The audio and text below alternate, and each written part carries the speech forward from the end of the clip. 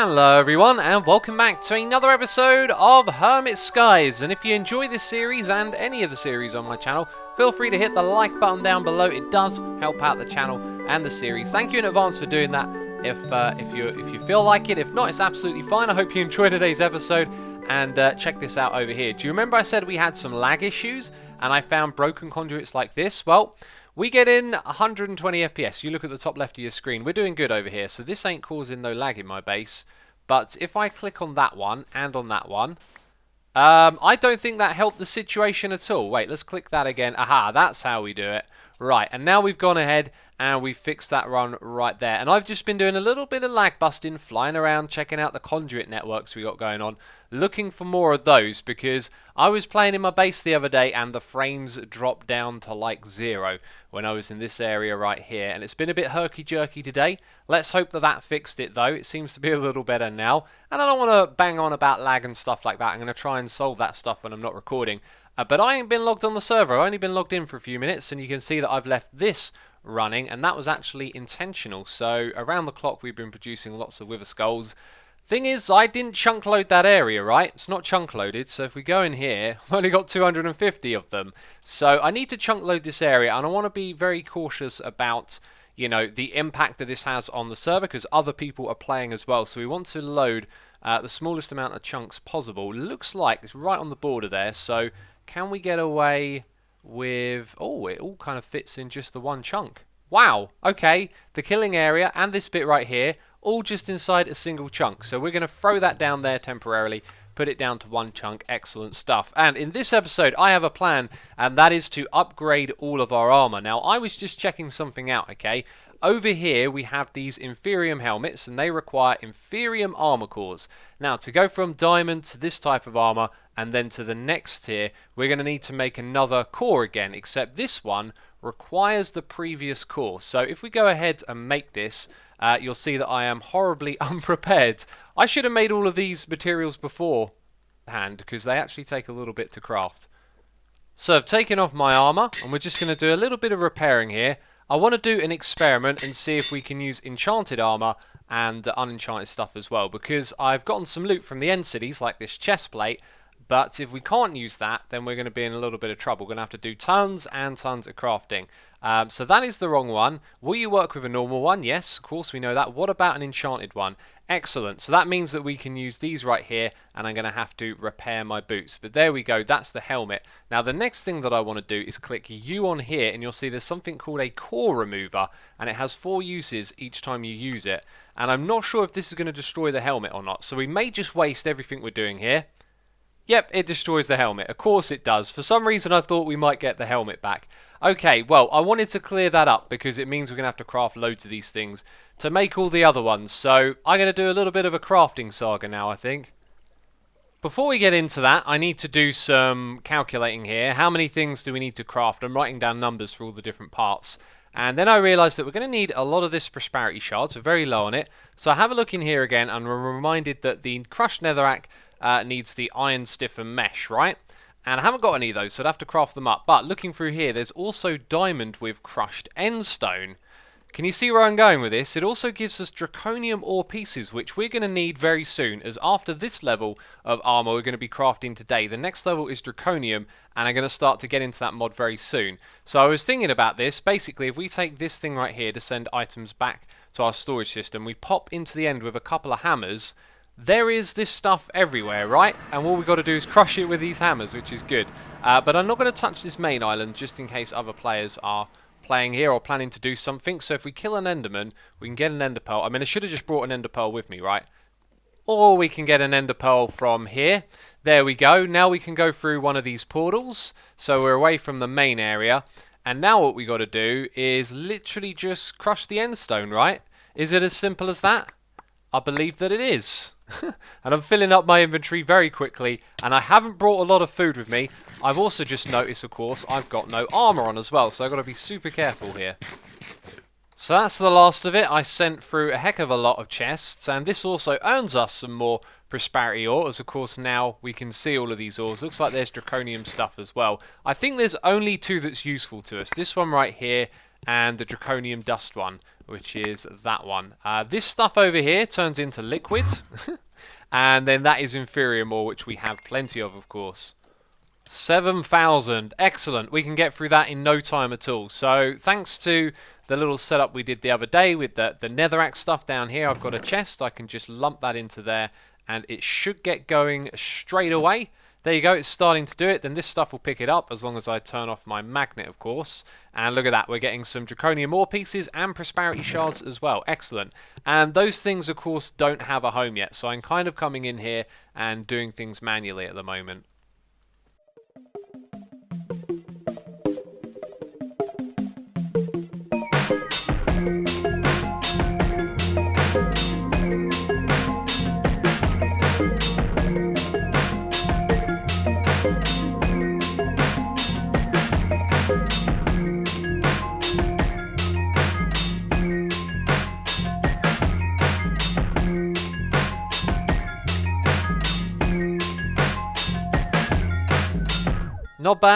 Not bad at all. In order to craft this stuff though, the very first cores that we used required leather. Do you know I've been getting that? I've been putting it on these drying racks around here. So you put your rotted flesh up there, and we get, of course, rotted flesh from our sort of accidental mob farms that we built in either corner, because these do more than just their intended use, of course. But I also made a redstone furnace. You can chuck 3 rotted flesh in there and get 1 leather in return, so that's another way of making it. But anyway, we need to make it looking carbon.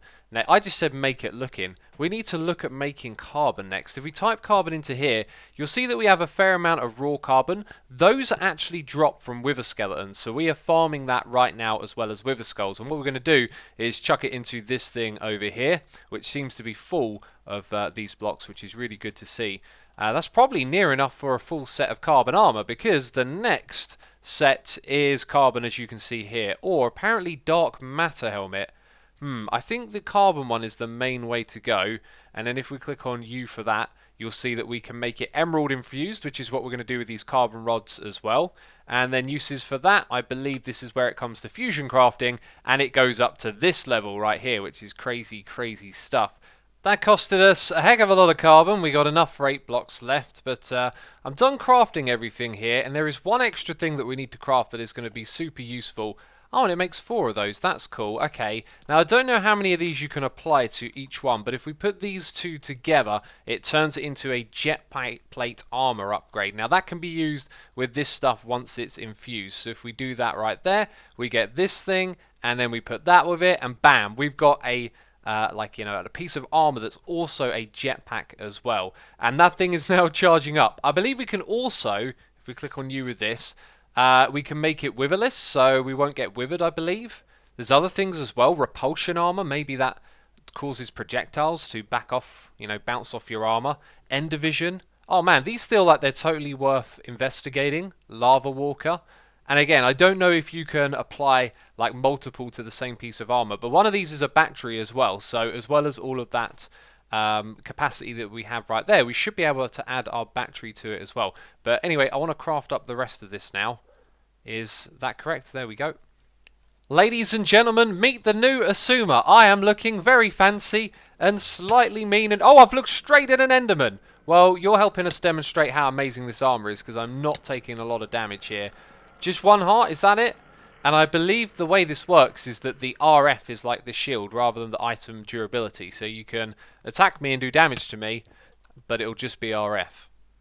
I'm curious, peeps. I'm very curious to know what the difference between Ender Vision is and Night Vision, because there is a Night Vision upgrade there as well. Now, these are Night Vision goggles, and it tells us the hotkey that I've...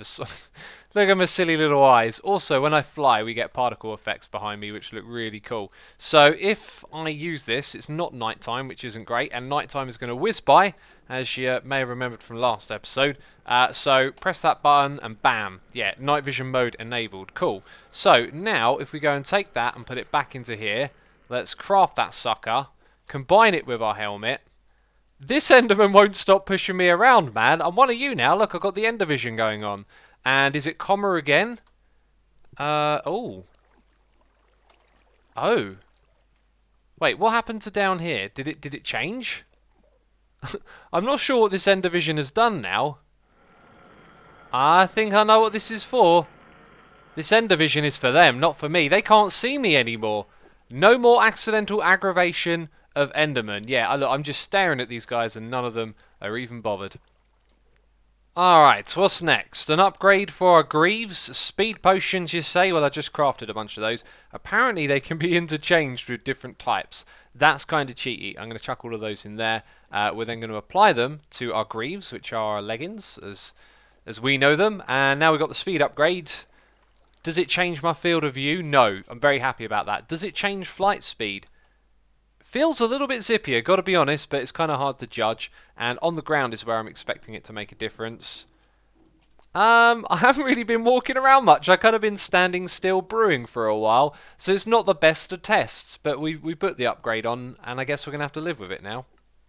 Well, this thing has proved itself to be useful. I'm crafting up all of those books, and of course we get XP from our farm over there in the corner, slowly building up over time, and that means that creating books with this anvil from Ender.io is super easy. So I've made 4 knockback 2, 4 infinity, and that will go with our blank piece of armor to make, and it's not on the side here anymore. Repulsion Armor, this is the one. Oh, of course, they've got to go on bows as well. I've jumped the gun there. I've been preparing this stuff for so long, I forgot about the bows. They get trashed from our system, so we've got to craft them from scratch. These bows have knockback 2 on them, but in an anvil, I can't do that. Of course, knockback is for a sword. It did seem a little bit odd at the time. Punch is the one you put on the bow. So I'm not sure if that's like a problem with the mods, or if there is a way to get that. But obviously when you click on it, it's not going to tell you. Oh well, I guess we're going to have to knock that one on the head then. Okay, let's go with this one instead. It's applicable to 3 different armors. As we discussed earlier though, we put the jetpack upgrade on that, and we put the speed upgrade on this. Let's see if it can have 2 on 1. It can. Excellent. So now we are witherless. We shouldn't be able to get withered, and there is actually a really easy way that we could do a test, and that is to simply unleash a wither. I think I've left this farm running around the clock. Ah, and that's interesting. I understand what we're looking at there. This thing kills faster than it... no, sorry, it creates them faster than it kills them. Oh, and I know why it's doing that now as well. Because that's broken, of course. Does it have any more modifiers? I don't see any right there. Huh. So I left this thing running around the clock because there's been like a day has passed by during the middle of recording this episode. That chunk loader has kept the thing running. So if we go down here and look at our wither skulls, we might see a lot of them. Yes, 3,000, that is a lot, but this thing broke and it could have had even more. Let's grab some carbon and repair it. This thing is set to only use the upper left slot as well, so it's put those things in there and it's sort of held onto them, which it shouldn't do. So actually we're going to change that to random slots. We made that thing slightly better. And I think with 3,000 wither skulls, probably a good idea to turn that off now. Anyway, we need to test and see if we can be withered. Oh, we can be withered. Well, I guess I misunderstood what witherless meant. I've also not really got a weapon to kill this sucker with. The pickaxe will do. Okay, there's one last upgrade that I thought used these little upgrade things. Doesn't use them at all, actually. So this thing currently has... oh, is that 1,000,000 RF? I'm not sure. But if you combine it with a battery, it then gets to go even higher, right? And we can do that on each and every one of these. So now, they will all store extra power themselves. And remember, we've still got a battery tucked away over here. For flying. And one thing I don't know, and I may or may not be able to test, is if this thing flies with the RF power stored inside of it first of all, because that means then that we could fly for a very long time, which I'm pleased about. But there you go, that's all of the upgrades that we're going to do. I'm going to go now and fight the wither again, and it should be a lot more of a pleasant experience. I also need to grab that sword as well, don't I? Right, we're standing right next to it. It explodes. We take no hearts of damage. And I've been fighting this thing over and over again. Its hearts are getting higher and higher. I had one with like 500 hearts, which is craziness. It takes a long time to kill. But anyway, we're just going to fight this until we get another one of these withering souls. You may be wondering why I'm not interested in automating this. It's because we're growing the nether stars, so it doesn't feel like it's necessary to automate the wither farm this time around. Right, now we've got to whack it with fortune. Bam, there we go. Did we get another one? Excellent. The job is done here. It's time to leave. So speaking of not automating a wither farm, or, wither boss... Ugh.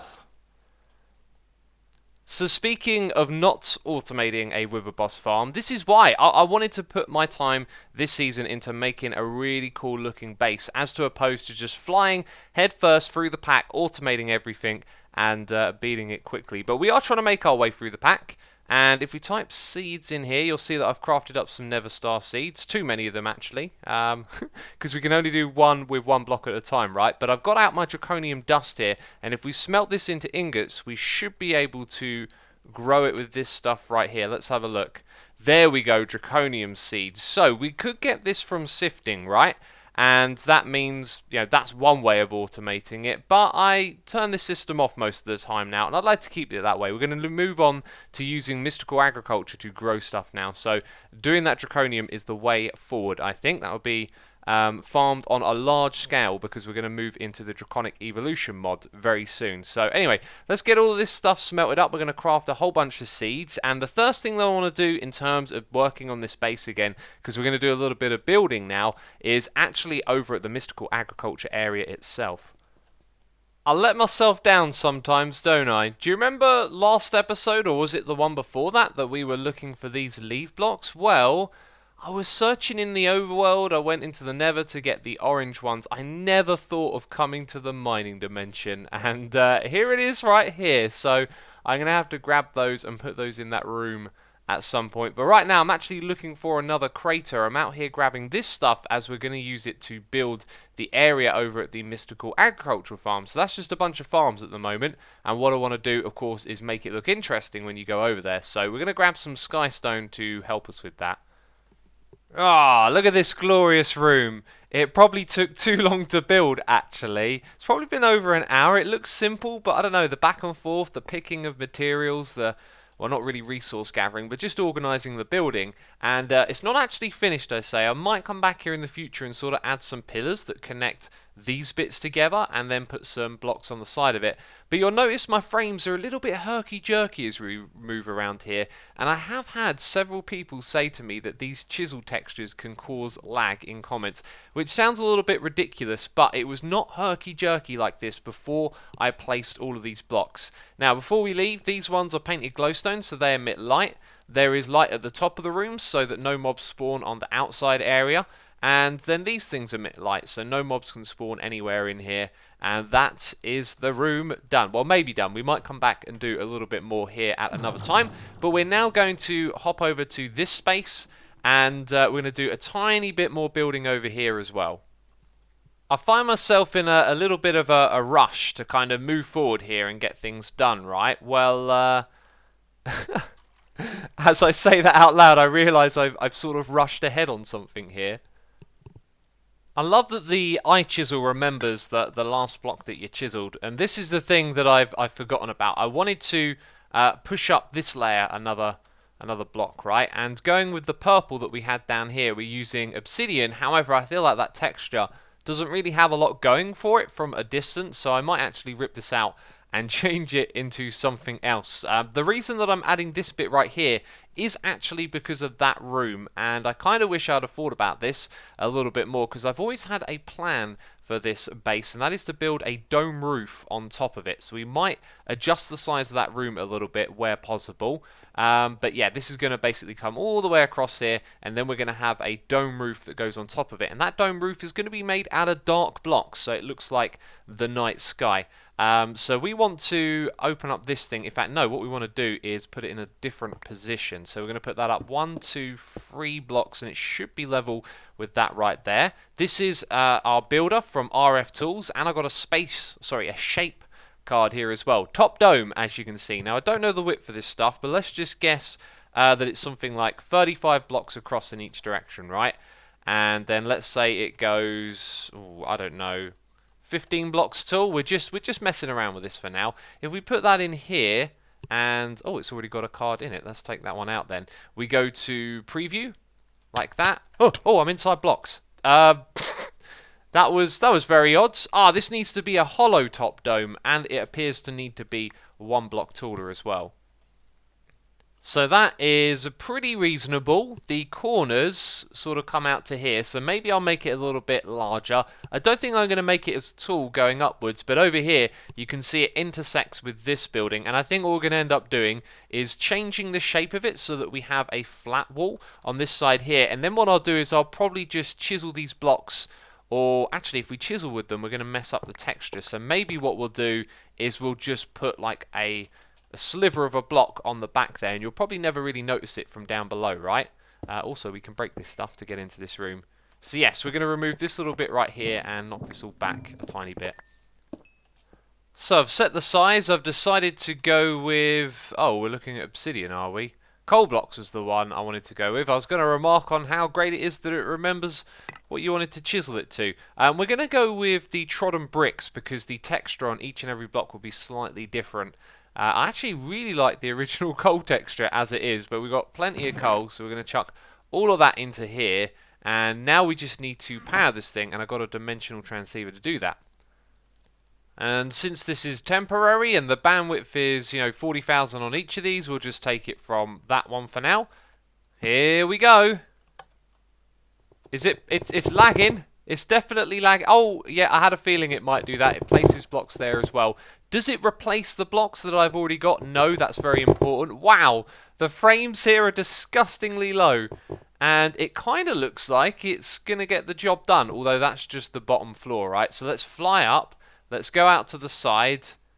And wow, it's actually done a lot of it. It might have even done all of it, and these ones might be from where I was messing around with different sizes, right? So let's go back over here. We can look up into... Mobs are spawning in there. It's used all of the blocks, but mobs are spawning in there. Right, I'm going to go grab my sword. This could be a little bit hairy.